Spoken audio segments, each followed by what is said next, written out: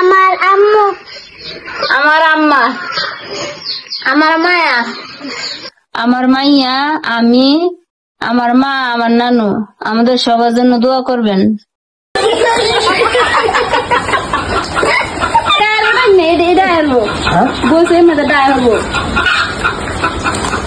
এটা তো এটা মানে আরো দেব।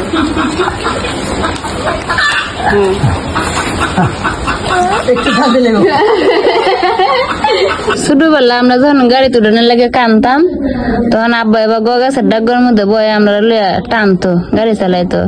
এখন আমরা আব্বারে গাড়িতে বয়া টানতো আছি, দেখেন আব্বা কি খুশি।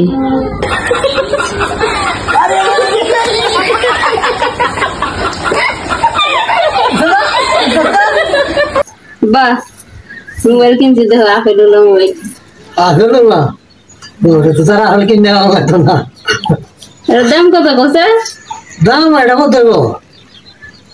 2-3 হাজার না, 2-3 হাজার না, 40,000। তো 30-35 হাজার।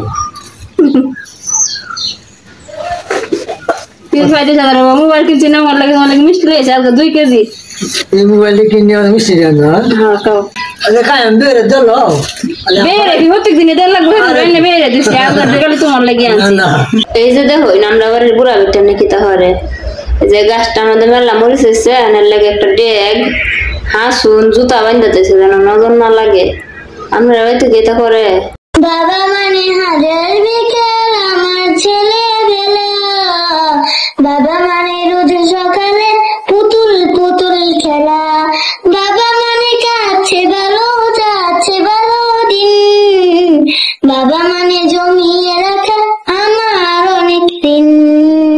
বাবার 5টা মেয়ে আবার একসাথে হওয়া, 5 বোন আবার একসাথে হওয়া, খেলাধুলা করা, খাওয়া, ঝগড়াঝাটি করা, ওই সময়টা মনে হয় আর কোনোদিন আসবো না, তাই না? যাই হোক আমার বোনেরা, তোমরা যে যে জায়গায় আছো ওই জায়গায় ভালো থেকো।